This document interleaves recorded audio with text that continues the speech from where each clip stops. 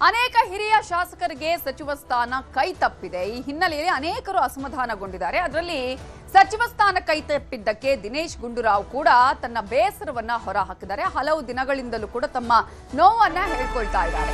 ಈ ಹಿನ್ನೆಲೆಯಲ್ಲಿ ದಿನೇಶ್ ಗುಂಡೂರಾವ್ ಮನೆಗೆ ಸಿಎಂ ಡಿಕೆ ಶಿವಕುಮಾರ್ ಇವತ್ತು ಭೇಟಿಯನ್ನ ಕೊಟ್ಟರು. ದಿನೇಶ್ ಗುಂಡೂರಾವ್ ಅವರನ್ನ ಸಮಾಧಾನ ಮಾಡಿದ್ದಾರೆ ಸಿಎಂ ಡಿಕೆ ಶಿವಕುಮಾರ್ ಅವರು.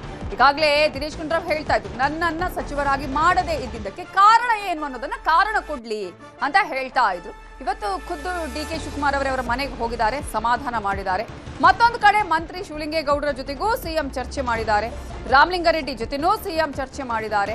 ಬಿಕೆ ಹರಿಪ್ರಸಾದ್ ಅವರ ಜೊತೆಗೂ ಮಾತುಕತೆ ಮಾಡಿದ್ದಾರೆ. ಈ ಚರ್ಚೆಯ ಸಂದರ್ಭದಲ್ಲಿ ಸಲೀಂ ಅಹಮದ್ ಕೂಡ ಭಾಗಿಯಾಗಿದ್ರು. ಇನ್ನು ಸಂಜೆ 5 ಗಂಟೆಗೆ ಸಿಎಂ ದೆಹಲಿಗೆ ಪ್ರಯಾಣವನ್ನ ಬೆಳೆಸಲಿದ್ದಾರೆ. ಸಂಜೆ ಒಳಗೆ ಎಲ್ಲಾ ಗೊಂದಲಗಳ ನಿವಾರಣೆಗೂ ಕೂಡ ಖುದ್ದು ಸಿಎಂ ಡಿಕೆ ಶಿವಕುಮಾರ್ ಅವರೇ ಪ್ರಯತ್ನವನ್ನ ಮಾಡ್ತಾ ಇದ್ದಾರೆ. ಏನಾಗಿದೆ ಅನ್ನೋದ್ರ ಬಗ್ಗೆ ಕೂಡ ಅವರು ಹೇಳಬೇಕಾಗತ್ತೆ ಹೈಕಮಾಂಡ್ಗೆ. ಏನಿದೆ ಇಲ್ಲಿನ ವಾಸ್ತವ ಸ್ಥಿತಿ ಏನು, ಯಾವ ರೀತಿಯಾದಂತಹ ಪರಿಸ್ಥಿತಿ ಇದೆ ಅನ್ನೋದು. ಸೊ ಖಾತೆ ಹಂಚಿಕೆ ಪಟ್ಟಿಯನ್ನ ಫೈನಲ್ ಮಾಡೋದಕ್ಕೆ ದೊಡ್ಡ ಸರ್ಕಸ್ ಈಗ. ಯಾರ್ಯಾರಿಗೆ ಯಾವ ಖಾತೆಯನ್ನ ಕೊಡಬೇಕು ಅನ್ನುವಂಥದ್ದೇ ಈಗ ಹಲವು ದಿನಗಳ ಆದ್ರೂ ಕೂಡ ಇನ್ನೂ ಕೂಡ ಖಾತೆ ಹಂಚಿಕೆ ಆಗಿಲ್ಲ. ಒಂದ್ ಕಡೆ ಈಗ ಅಸಮಾಧಾನಗೊಂಡಂತಹ ಶಾಸಕರನ್ನ ಸಮಾಧಾನ ಮಾಡುವಂತಹ ಪ್ರಯತ್ನ ನಿರಂತರವಾಗಿ ನಡೀತಾ ಇದೆ. ಇದರ ಮಧ್ಯೆ ಅನೇಕ ಹಿರಿಯ ಶಾಸಕರೇ ಈಗ ಅಸಮಾಧಾನವನ್ನ ಹೊರ ಹಾಕಿದ್ದಾರೆ. ಕೆಲವರನ್ನ ಸಮಾಧಾನ ಮಾಡಿದ ಬಳಿಕ ಅವರು ಸಮಾಧಾನಗೊಂಡಿದ್ದಾರೆ. ಇವೆಲ್ಲದರ ಮಧ್ಯೆ ಎಲ್ಲಾ ಸಮಸ್ಯೆಗಳನ್ನ ಬಗೆಹರಿಸಿ ದೆಹಲಿಗೆ ಹೋಗಿ ಅಲ್ಲಿ ಎಲ್ಲವೂ ಸರಿ ಆಗಿದೆ ಅನ್ನೋದನ್ನ ಹೈಕಮಾಂಡ್ಗೆ ತಿಳಿಸುವ ಕೆಲಸ ಆಗಬೇಕಾಗುತ್ತೆ ಸಿಎಂ ಡಿಕೆ ಶಿವಕುಮಾರ್ ಅವರಿಗೆ.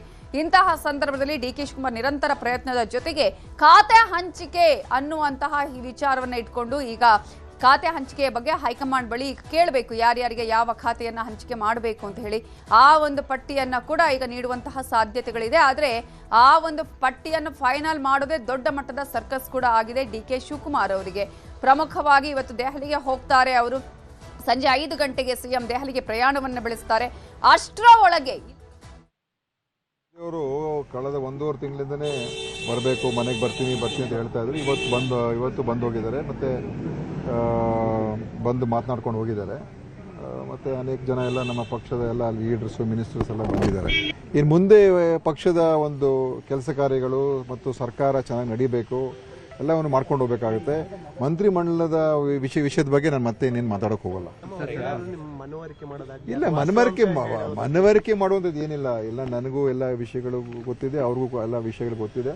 ಬಂದು ಮಾತನಾಡ್ಕೊಂಡು ಹೋಗಿದ್ದಾರೆ. ಮತ್ತು ನಾವೆಲ್ಲ ಪಕ್ಷದ ನಿಷ್ಠಾವಂತರು. ಪಕ್ಷದಲ್ಲಿ ಎಲ್ಲ ನಾವು ಇಷ್ಟು ವರ್ಷ ಕೆಲಸ ಮಾಡ್ಕೊಂಡು ಬಂದಿದ್ದೀವಿ. ಅದರಿಂದ ಆ ವಿಚಾರದಲ್ಲಿ ಕೆಲವು ಸೌಜನ್ಯದ ಒಂದು ಡಿಸ್ಕಷನ್ ಹೊರತು ಬೇರೆ ಏನೇನಿಲ್ಲ. ಒಂದಷ್ಟು ಸಚಿವರು ಏರುಪೇರಾಗುತ್ತೆ ಅಂತ ನೋಡಿ, ಅದೆಲ್ಲ ನನಗೆ ಗೊತ್ತಿಲ್ಲ. ನಾನು ಅದ್ರ ಬಗ್ಗೆ ಮಾತಾಡೋಕೆ ಹೋಗಲ್ಲ. ಈಗಾಗಲೇ ಮಂತ್ರಿಮಂಡಲ ರಚನೆ ಆಗಿದೆ. ಒಂದು ಮಹಿಳಾ ಸದಸ್ಯರು ಆಗಬೇಕು. ಅದರ ಬಗ್ಗೆ ಖಂಡಿತ ಮಾಡ್ತಾರೆ. ಪೋರ್ಟ್ಫೋಲಿಯೋಗಳು ಹಂಚಿಕೆ ಆಗ್ತದೆ ಅಂತ.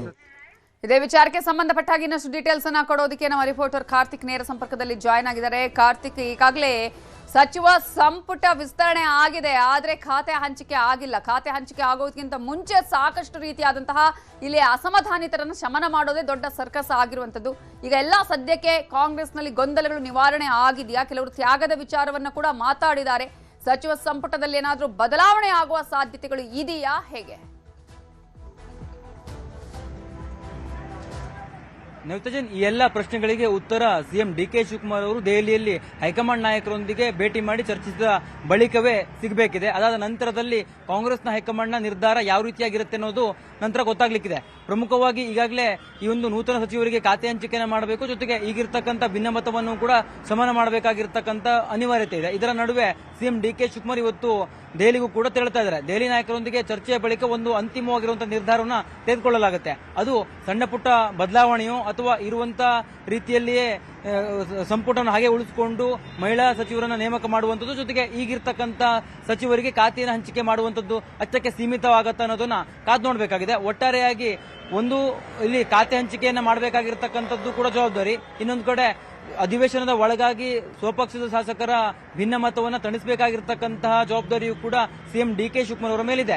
ಈ ವಿಚಾರವಾಗಿಯೇ ಸಿಎಂ ಡಿಕೆ ಶಿವಕುಮಾರ್ ಅವರು ನಿರಂತರವಾಗಿ ಸಾಕಷ್ಟು ಪ್ರಯತ್ನಗಳನ್ನ ಮಾಡ್ತಾ ಇದ್ದಾರೆ. ಇವತ್ತು ಕೆಪಿಸಿಸಿ ಅಧ್ಯಕ್ಷರಾಗಿರುವಂತಹ ಬಿಕೆ ಹರಿಪ್ರಸಾದ್ ಅವರ ಜೊತೆಗೆ ಕೆಪಿಸಿಸಿ ಕಚೇರಿಯಲ್ಲಿ ಒಂದು ಚರ್ಚೆಯನ್ನು ಕೂಡ ಮಾಡಿದ್ರು. ಅಲ್ಲಿ ದೆಹಲಿಗೆ ಹೋಗುವ ಮುಂಚಿತವಾಗಿ ನಡೆದಿರ್ತಕ್ಕಂಥ ಚರ್ಚೆಯ ಕಾರಣಕ್ಕಾಗಿ ಇದು ಸಾಕಷ್ಟು ಕುತೂಹಲವನ್ನು ಕೂಡ ಉಂಟು ಮಾಡ್ತಾ ಇದೆ. ಪ್ರಮುಖವಾಗಿ ಎಐಸಿಸಿ ನಾಯಕರೊಂದಿಗೆ ಯಾವ ರೀತಿಯ ಚರ್ಚೆಯನ್ನು ಮಾಡಬೇಕು, ಜೊತೆಗೆ ವಾಸ್ತವಾಂಶ ಯಾವ ರೀತಿಯಾಗಿದೆ, ಶಾಸಕರನ್ನ ಯಾವ ರೀತಿಯಾಗಿ ಅವರನ್ನ ಸಮಾಧಾನ ಪಡಿಸಬಹುದು, ಈ ಎಲ್ಲ ಅಂಶಗಳಿಗೆ ಸಂಬಂಧಪಟ್ಟಂತೆ ಬಿಕೆ ಹರಿಪ್ರಸಾದ್ ಅವರೊಂದಿಗೂ ಕೂಡ ಚರ್ಚೆಯನ್ನು ಮಾಡಿದರೆ. ಅದಾದ ಬಳಿಕ ದಿನೇಶ್ ಗುಂಡೂರಾವ್ ಅವರನ್ನು ಕೂಡ ಅವರ ಮನೆಯಲ್ಲಿ ಭೇಟಿ ಮಾಡಿ ಸಿಎಂ ಡಿಕೆ ಶಿವಕುಮಾರ್ ಮಾತುಕತೆಯನ್ನು ಕೂಡ ಮಾಡಿದ್ದಾರೆ. ಡಿಕೆ ಶಿವಕುಮಾರ್ಗೆ ಸ್ಪಷ್ಟವಾಗಿ ಗೊತ್ತಿದೆ ಶಾಸಕರ ಮುನಿಸು ಹಾಗೆ ಇದೆ ಅನ್ನುವಂಥದ್ದು. ಅದೇ ಕಾರಣಕ್ಕಾಗಿ ಈ ಎಲ್ಲ ಅಂಶಗಳನ್ನ ಇಟ್ಟುಕೊಂಡು ಹೈಕಮಾಂಡ್ ನಾಯಕರೊಂದಿಗೆ ಚರ್ಚೆಯನ್ನ ಮಾಡಿ ಹೈಕಮಾಂಡ್ ನಾಯಕರಿಂದಲೇ ಸ್ಪಷ್ಟವಾಗಿರುವಂತಹ ಸಂದೇಶವನ್ನ ರಾಜ್ಯದ ಶಾಸಕರಿಗೆ ಕೊಡಿಸುವಂತ ಕೆಲಸವನ್ನ ಮಾಡಬಹುದು. ಜೊತೆಗೆ ಹೈಕಮಾಂಡ್ ನಾಯಕರು ಕೂಡ ಖಾತೆ ಹಂಚಿಕೆಗೆ ಸಂಬಂಧಪಟ್ಟಂತೆ ಒಂದು ಅಂತಿಮವಾಗಿರುವಂತಹ ನಿರ್ಧಾರವನ್ನ ಸಿಎಂ ಡಿಕೆ ಶಿವಕುಮಾರ್ ಅವರಿಗೆ ತೆಗೆದುಕೊಳ್ಳೋದಕ್ಕೂ ಕೂಡ ಗ್ರೀನ್ ಸಿಗ್ನಲ್ ಎಲ್ಲ ಕೊಡುವಂತ ಎಲ್ಲ ಸಾಧ್ಯತೆಗಳು ಕೂಡ ಇರುವಂತದ್ದು. ಒಟ್ಟಾರೆಯಾಗಿ ಸಿಎಂ ಡಿಕೆ ಶಿವಕುಮಾರ್ ಅವರ ದೆಹಲಿ ಪ್ರವಾಸ ಇದೆಯಲ್ಲ, ಇದು ಹಲವು ಪ್ರಶ್ನೆಗಳಿಗೆ ಉತ್ತರವೂ ಕೂಡ ಆಗ್ಲಿಕ್ಕಿದೆ. ನವಿತಾ ಜೈನ್. Thank you Karthik ಡೀಟೇಲ್ಸ್ಗೆ.